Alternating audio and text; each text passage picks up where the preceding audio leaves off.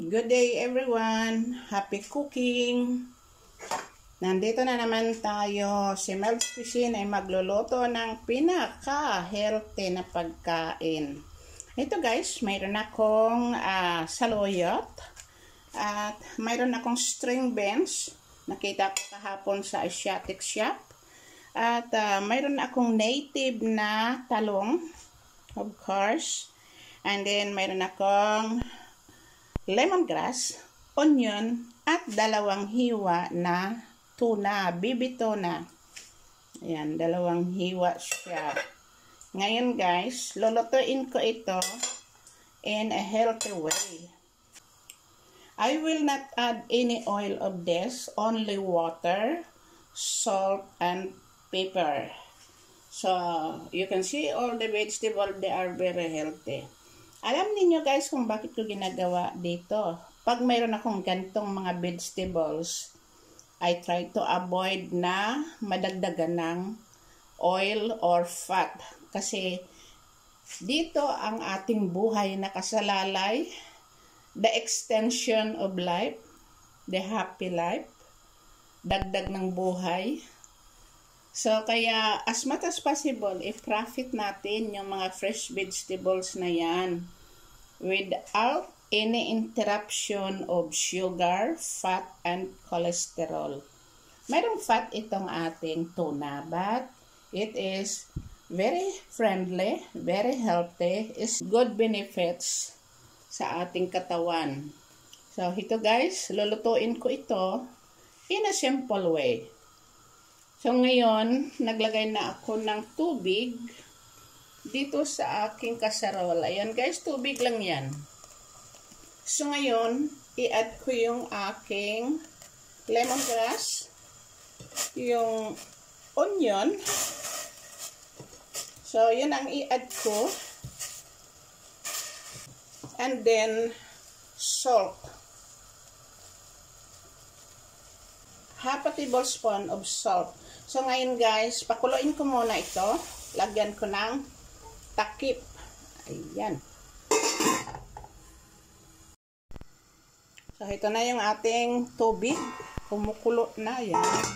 Luto na yung ating onion at saka lemongrass. Mabangong-mabango na. So, ngayon idagdag na natin yung ating sitaw or string beans.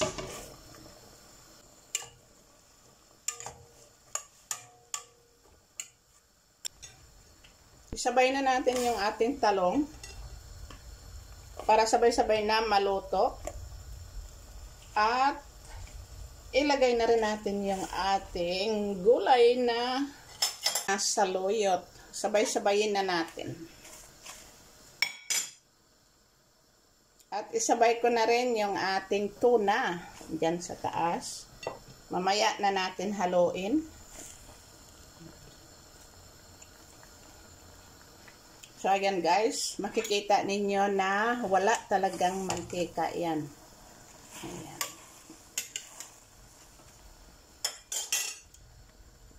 Masarap at simpleng pagkain. Alam ninyo, ang pinakasimpleng pagkain, iyon ay nakakadagdag ng buhay.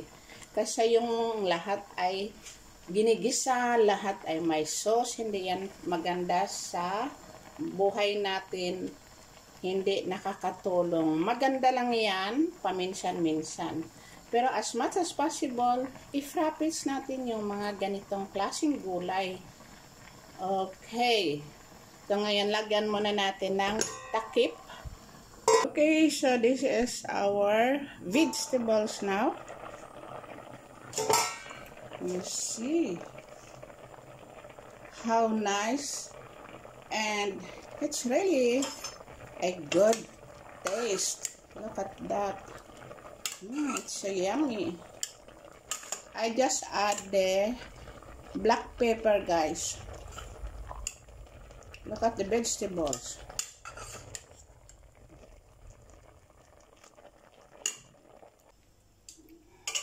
Okay, guys. So, ito na yung ating gulay. Tinolan na Very simple lang. At ayan yung aking tuna. Napakasimpleng klaseng pagkain. Pag tinignan natin ito guys, just like nothing. Pero dito nakakonect yung ating buhay. Nakapagpahaba ng buhay, dagdag ng buhay, nakapagpasaya ng buhay. Kasi fresco sa ating katawan yung ating kinakain. Ito guys, again, na-introduce ko lang naman para alam natin na minsan ang pagkain na ganito ay napaka-helpful sa ating katawan. Huwag kayong mag-isip na kung ganito ang kinakain ninyong vegetables ay poor kayo. No, it's not. This is very rich food. Rich din sa atin kasi alam ninyo ang vegetables, hindi tayo makakagulay ng ganito. Mahal naman itong mga klaseng vegetables. So, ayan guys. I hope nga mag-enjoy kayo sa aking niloto. Ayan. At sana ay maging isang inspirasyon natin na magluto ng gulay na ganitong klaseng mga gulay. Simple lang. Okay guys, enjoy.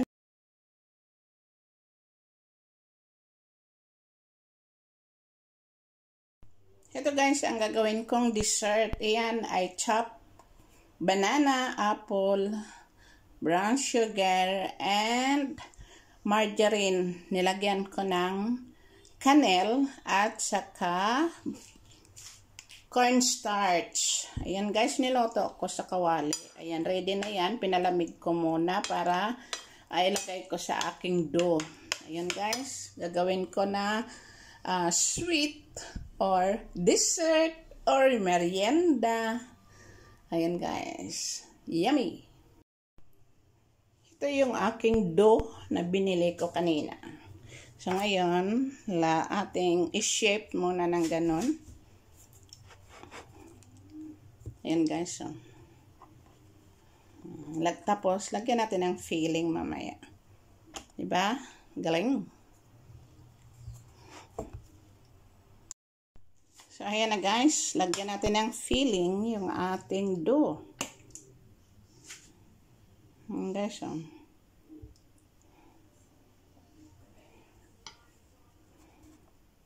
And then, i-turn natin ng ganon. Parang empanada. Ayan. Ituloy-tuloy lang natin ng ganito. Mamaya. And then, lagyan natin ng itlog sa taas at i-bake. So, masarap na dessert. So, ito na guys, yung aking ginawa kanina na apple at saka saging. Ayan na, oh. Tinuloy ko lang kanina yung pagbalot niyan. And then, nilagay ko dito sa aking baking dish. At nilagyan ng binatin na itlog, kaya may kulay siya. Pero yung iba hindi. Kasi yung aking oven ay hindi eksakto ang kanyang temperature. Mainit siguro sa kabila, yung kabila hindi. Okay guys. Thank you for watching and I hope you can enjoy this. I'm sure this is masarap kasi apple, banana, at saka margarine with brown sugar ang kanyang laman. Nilagyan ko ng cornstarch. Tapos, mukbang!